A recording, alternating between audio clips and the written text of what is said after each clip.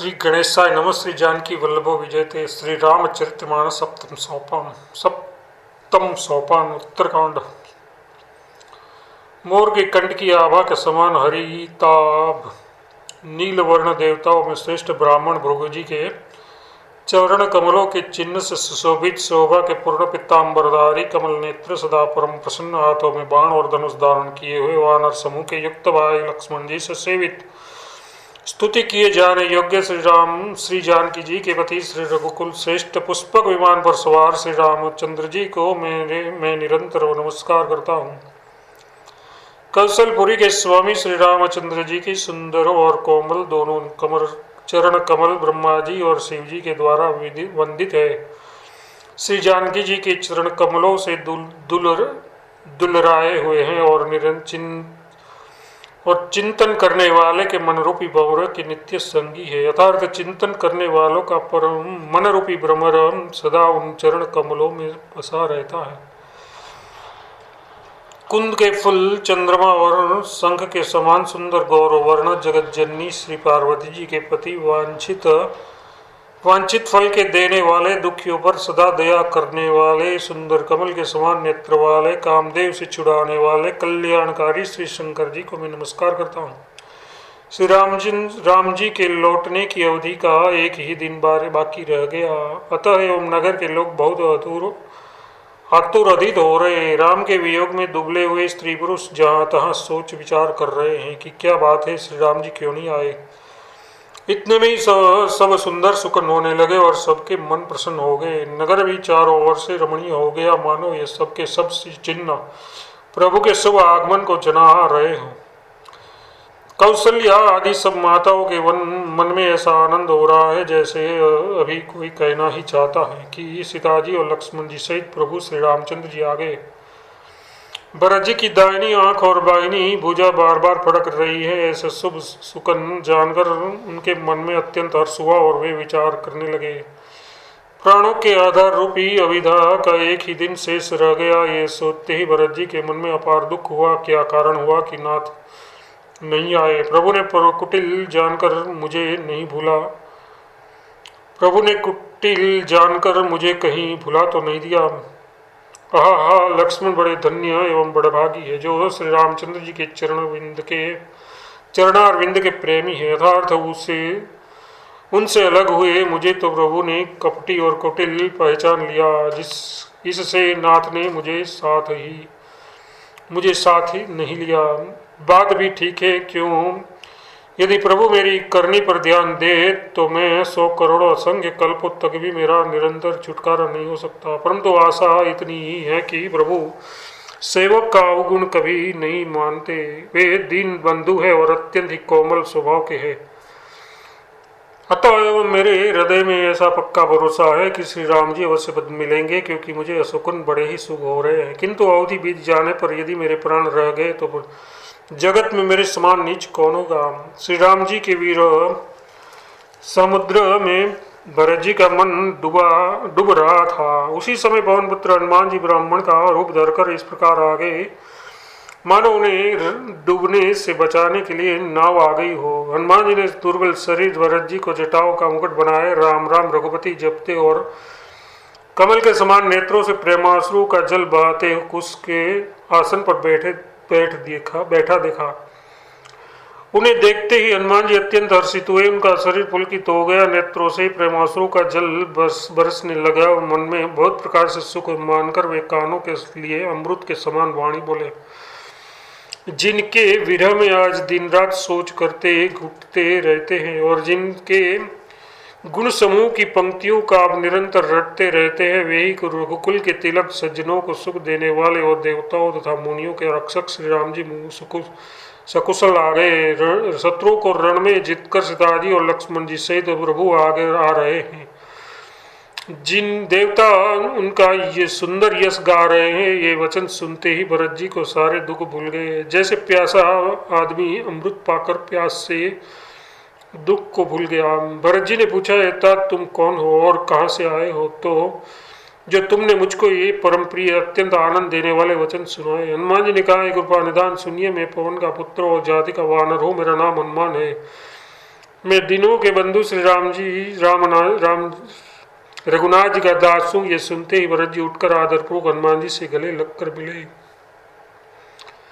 मिलते समय प्रेम हृदय में नहीं समाता, नेत्रों से आनंद और प्रेम के आंसुओं का जल बहने लगा और शरीर पुलकित हो गया। भरत जी ने कहा, हनुमान, तुम्हारे दर्शन से मेरे समस्त दुख समाप्त हो गए, दुखों का अंत हो गया। तुम्हारे रूप में आज मुझे प्यारे हनुमान जी, प्यारे राम जी ही मिल गए। भरत जी ने बार बार कुशल पूछी और कहा, हे भाई सुनो, इस शुभ संवाद के बदले में तुम्हें क्या दूं? ये संदेश के समान इसके बदले में मैं देने लायक पदार्थ जगत में कुछ भी नहीं है। मैंने ये विचार कर देख लिया है कि इसके इसलिए हेतात मैं तुमसे किसी प्रकार भी उऋण नहीं हो सकता। अब मुझे प्रभु का चरित्र हाल सुनाओ। तब हनुमान जी ने भरत जी के चरणों में मस्तक नवाकर श्री रघुनाथ जी की सारी गुण गाथा कही। भरत जी ने पूछा, हनुमान कहो, कृपालु स्वामी श्री रामचंद्र जी कभी मुझे अपने दास की तरह याद भी करते हैं? रघुकुल के भूषण श्री राम जी क्या कभी अपने दास की भांति मेरा स्मरण करते रहे हैं?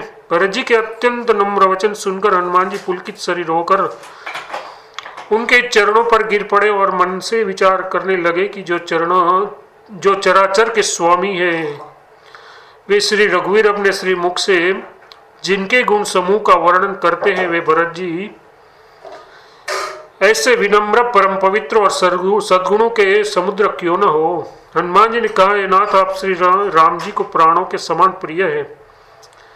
ये तात मेरा वचन सत्य है। ये सुनकर भरत जी बार बार मिलते हैं, हृदय में हर्ष समाता नहीं है। फिर भरत जी के चरणों में सिर नवाकर हनुमान जी तुरंत ही श्री राम जी के पास लौट गए और जाकर उन्होंने सब कुशल कही। तब प्रभु हर्षित होकर विमान पर चढ़कर चले। इधर भरत जी भी हर्षित होकर अयोध्यापुरी में आए और उन्होंने गुरु जी को सब समाचार सुनाया। फिर राजमहल में खबर जनाई कि श्री रघुनाथ जी कुशल पूर्वक नगर को आ रहे हैं। खबर सुनते ही सब माताएं उठ दौड़ी। भरत जी ने प्रभु की कुशल कहकर सबको समझाया। नगरवासियों ने ये समाचार पाया तो स्त्री पुरुष सभी हर्षित होकर दौड़े। श्री राम जी के स्वागत के लिए दही, दूध, गोरोचन, फल फूल और मंगल के मूल, नवीन तुलसी दल आदि वस्तुएं सोने के थालों में भर भर कर हथनियों की सी चाल वाली सौभाग्यवती स्त्रियां उन्हें लेकर गाती हुई चली। जो जैसे है वहां जिस दशा में है वैसे ही वहीं से उसी दिशा में उठ दौड़ते हैं। देर हो जाने के डर से बालकों और बूढ़ों को कोई साथ नहीं लाते। एक दूसरे से पूछते, भाई तुमने कृपालु दयालु श्री रघुनाथ जी को देखा है? प्रभु को आते जानकर अवधपुरी संपूर्ण शोभा की खान हो गई।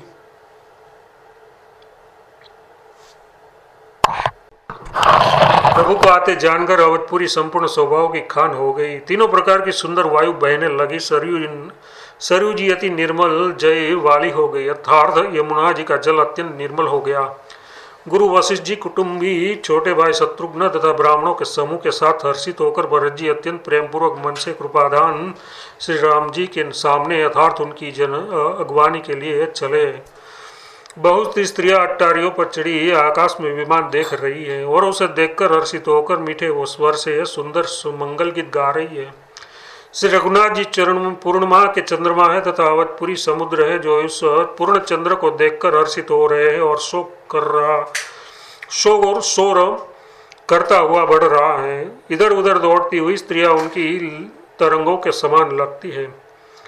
यहाँ विमान पर से सूर्य कुल रूपी कमल के प्रफुल्लित करने वाले सूर्य श्री राम जी वानरों को मनोहर नगर दिखला रहे हैं। वे कहते हैं, सुग्रीव है, अंगद है, लंकापति विभीषण, सुनो, ये पूर्वी पवित्र है और ये देश सुंदर है। यद्यपि सबने वैकुंठ की बढ़ाई की है, ये वेद पुराणों में प्रसिद्ध है और जगत जानता है, परंतु अवधपुरी के समान मुझे ये भी वह भी प्रिय नहीं है। ये बात मुझे कोई कोई विरले ही जानते हैं। ये सुहानीपुरी मेरी जन्मभूमि है। इसके उत्तर दिशा में जीवों को पवित्र करने वाली सरयू नदी बहती है, जिसमें स्नान करने से मनुष्य बिना ही परिश्रम मेरे समीप निवास सायुज्य प्राप्त पा जाते हैं। यहाँ के निवासी मुझे बहुत ही प्रिय है। यहाँ ये पूरी सुख की राशि और मेरे परम धाम को देने वाली है। प्रभु की वाणी सुनकर सब वानर हर्षित हुए और कहने लगे कि जिस अवध की स्वयं श्री राम जी ने बड़ाई की वह अवश्य ही धन्य है। कृपा सागर भगवान श्री राम जी ने ये लोगों को आते देखा तो भगवान ने विमान को नगर के समीप उतरने की प्रेरणा की। तब पृथ्वी पर उतरा। विमान से उतरकर प्रभु ने पुष्प विमान से कहा कि तुम अब कुबेर के पास जाओ। श्री राम जी की प्रेरणा से वह चला। उसे अपने स्वामी के पास जाने का हर्ष है और प्रभु श्री राम जी से अत्यंत अलग होने का अत्यंत दुख भी। भरत जी के साथ सब लोग आए। श्री रघुवीर के वियोग से सबके शरीर दुबले ही रहे। प्रभु ने वामदेव, वशिष्ठ आदि मुनियों को देखा तो उन्होंने धनुष बाण पृथ्वी पर रखकर छोटे भाई लक्ष्मण जी सहित दौड़कर गुरु जी के चरण कमल पकड़ लिए। उनके रोम रोम अत्यंत पुलकित हो रहे हैं। मुनिवराज वशिष्ठ जी ने उठकर उन्हें गले लगाकर पूछे। प्रभु ने कहा, आप ही की दया में हमारी कुशल है। धर्म की धुरी धारण करने वाले रघुकुल के स्वामी श्री राम जी ने सब ब्राह्मणों से मिलकर उन्हें मस्तक नवाया। फिर भरत जी ने प्रभु के चरण कमल पकड़े हैं। उन्हें देवता मुनि शंकर जी और ब्रह्मा जी भी नमस्कार करते हैं। भरत जी पृथ्वी पर पड़े हैं, उठाए उठते नहीं। तब रूपा सिंधु श्री राम जी ने उन्हें जबरदस्ती उठाकर हृदय से लगा लिया।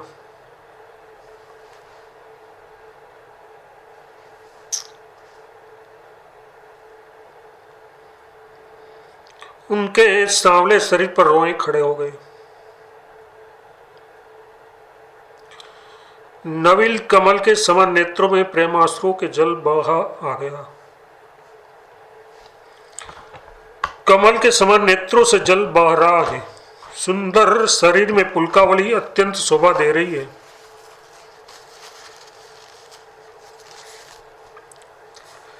त्रिलोकी के स्वामी प्रभु श्री राम जी छोटे भाई भरत जी को अत्यंत प्रेम से हृदय से लगाकर मिले। भाई से मिलते समय प्रभु जैसे शोभित हो रहे हैं, उनकी उपमा मुझसे कही नहीं जाती। मानो प्रेम और श्रृंगार शरीर धारण करके मिले और श्रेष्ठ शोभा को प्राप्त हुए। कृपा निधान श्री राम जी भरत जी से कुशल पूछते हैं, परंतु आनंदवश भरत जी के मुख से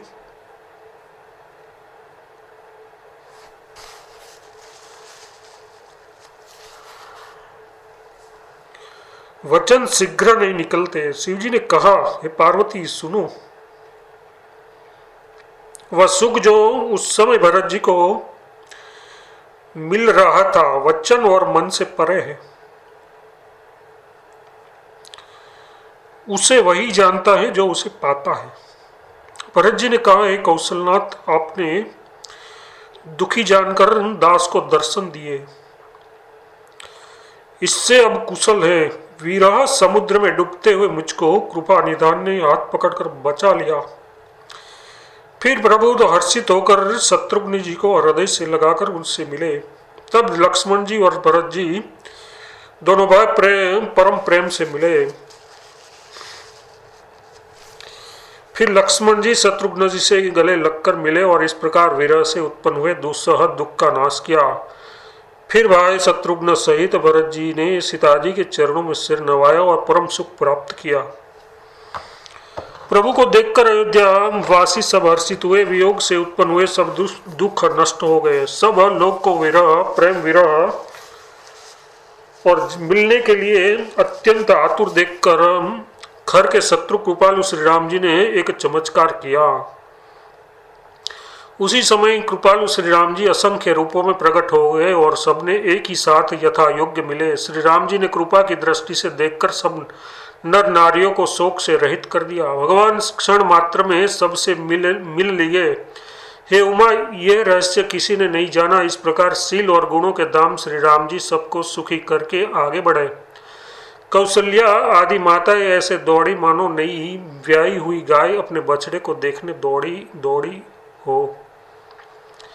मानो नई ब्याई हुई गौ अपने छोटे बछड़े को घर पर छोड़कर परवश होकर वन में विचरने गई हो और दिन का अंत होने पर बछड़ों से मिलने के लिए हुंकार करके थन से दूध गिराती हुई नगर की ओर दौड़ी हो।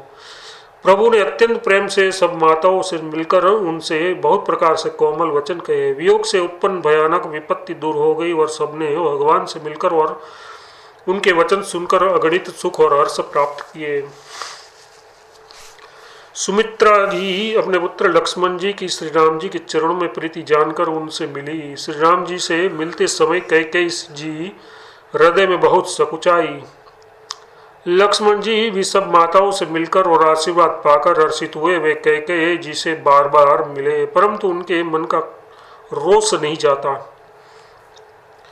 जानकी जी सब सासुओं से मिली और उनके चरणों लगकर उन्हें अत्यंत हर्ष हुआ। सासु एक कुशल पूछकर आशीष दे रही है कि तुम्हारा सुहाग चल हो। सब माताएं श्री रघुनाथ जी का कमल सा मुखड़ा देख रही है। नेत्रों से प्रेम के आंसू उमड़ आते हैं परंतु मंगल का समय जानकर वे आंसू के जल को नेत्रों से ही रोक रखती है। सोने के थाल से आरती उतारती है और बार बार प्रभु के श्री अंगों की ओर देखती है। अनेकों प्रकार से निछावर करती है और हृदय में परमानंद तथा हर्ष भर रही है। कौशल्या जी बार बार कृपा के समुद्र और रणधीर श्री रघुनाथ जी को देख रही है। वे बार बार हृदय में विचारती है कि इन्होंने लंकापति रावण को कैसे मारा। मेरे दोनों बच्चे बड़े ही सुकुमार हैं और राक्षस तो बड़े भारी योद्धा और महान बली थे। लक्ष्मण जी और सीता सहित प्रभु श्री राम जी को माता देख रही है। उनका मन परमानंद में मग्न है और शरीर बार बार पुलकित हो रहा है। लंकापति विभीषण, वानरराज सुग्रीव, नल, नील, जाम्बवान और अंगद तथा हनुमान जी आदि सभी उत्तम स्वभाव वाले वीर वानरों ने मनुष्यों के मनोहर शरीर धारण कर लिए। वे सब भरत जी के प्रेम, सुंदर स्वभाव, त्याग के व्रत और नियमों की अत्यंत प्रेम से आदर पूर्वक बढ़ाई कर रहे हैं और नगर वासियों के प्रेमशील और विनय से पूर्ण रीति देखकर ये सब प्रभु के चरणों में उनके प्रेम की सराहना कर रहे हैं। फिर श्री रघुनाथ जी ने सब सखाओं को बुलाया और सबको सिखाया कि मुनि के चरणों में लगो। ये गुरु वशिष्ठ जी हमारे कुल भर के पूज्य हैं। इन्हीं की कृपा से रण में राक्षस मारे गए हैं। फिर गुरु जी से कहा, हे मुनि सुनिए, ये सब मेरे सखा है। ये संग्राम रूपी समुद्र में मेरे लिए बड़े जहाज के समान हुए।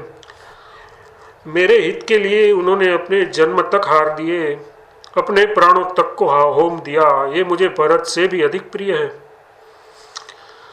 प्रभु के वचन सुनकर सब प्रेम और आनंद में मग्न हो गए। इस प्रकार पल पल में उन्हें नए नए सुख उत्पन्न हो रहे हैं। फिर उन लोगों ने कौशल्या जी के चरणों में मस्तक नवाए। कौशल्या जी ने हर्षित होकर आशीष दे दिए और कहा, तुम मुझे रघुनाथ के समान प्यारे हो। आनंद कंद श्री राम जी अपने महल को चले। आकाश फूलों की वृष्टि से छा गया। नगर के स्त्री पुरुषों के समूह अट्टारियों पर चढ़कर उनके दर्शन कर रहे हैं। सोने के कलशों को विचित्र रीति से मणि रत्नादि से अलंकृत कर और सजा कर सब लोगों ने अपने अपने दरवाजों पर रख दिया। सब लोगों ने मंगल के लिए बंदरबार ध्वजा और पताके लगाए। सारी गलियां सुगंधित द्रव्यों से सिंचाई गई।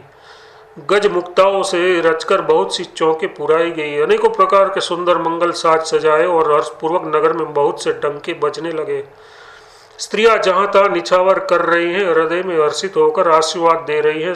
बहुत सी युवती सौभाग्यवती स्त्रियां सोने के थालों में अनेकों प्रकार की आरती सजाकर मंगल गान कर रही है। वे आरती हर दुखों को हरने वाली और सूर्य कुल के रूपी कमल वन के प्रफुल्लित करने वाली सूर्य श्री राम जी की आरती कर रही है। नगर की शोभा, संपत्ति और कल्याण का वेद शेष जी और सरस्वती जी वर्णन करते हैं, परंतु वे भी यह चरित्र देखकर ठगे से रह जाते हैं, स्तंभित हो रहे हैं। शिव जी कहते हैं, उमा तब भला मनुष्य उनके गुणों को कैसे कह सकते हैं। स्त्रियां कुमुदनी है। अयोध्या सरोवर है। श्री रघुनाथ जी का विरह सूर्य है। इस विरह सूर्य से तपने से वे मुरझा गई थी। अब उस विरह रूपी सूर्य के अस्त होने पर श्री राम जी पूर्ण चंद्रमा को निरख कर वे खिल उठी। अनेक प्रकार के शुभ सुकन हो रहे हैं, आकाश में नगाड़े बज रहे हैं। नगर के पुरुषों और स्त्रियों को सनात दर्शन द्वारा कृतार्थ करके भगवान श्री राम जी महल को चले। शिव जी कहते हैं, भवानी, प्रभु ने जान लिया कि माता कैकेयी लज्जित हो गई है, इसलिए वे पहले उनके महल को गए और उन्हें समझा बुझाकर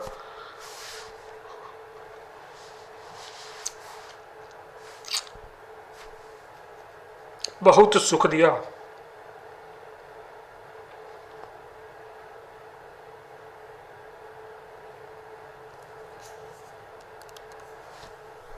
वे पहले उन्होंने महल को गए और उन्हें समझा बुझाकर बहुत सुख दिया। फिर श्री हरि ने अपने महल को गमन किया। कृपा के समुद्र श्री राम जी जब अपने महल को गए तब नगर के स्त्री पुरुष सब सुखी हुए। गुरु वशिष्ठ जी ने ब्राह्मणों को बुला लिया और कहा, आज बड़ी शुभ घड़ी, सुंदर दिन, आज सभी शुभ योग है। आप सब ब्राह्मण हर्षित होकर आज्ञा दीजिए जिससे श्री रामचंद्र जी सिंहासन पर विराजमान हो। वशिष्ठ मुनि के सुहावने वचन सुनते ही सब ब्राह्मणों को बहुत ही अच्छे लगे। वे सब अनेकों ब्राह्मण कोमल वचन कहने लगे कि श्री राम जी का राज्याभिषेक संपूर्ण जगत को आनंद देने वाला है। हे मुनिश्रेष्ठ, अब विलंब न कीजिए और महाराज का तिलक शीघ्र कीजिए। तब मुनि ने सुमंत्र जी से कहा। वे सुनते ही हर्षित होकर चले। उन्होंने तुरंत ही जाकर अनेकों रथ, घोड़े और हाथी सजाए और जहां तहां सूचना देने वाले दूतों को भेजकर मांगलिक वस्तुएं मंगाकर फिर हर्ष के साथ आकर वशिष्ठ जी के चरणों में शरण नवाया। 9वां पराय 8वां विश्राम।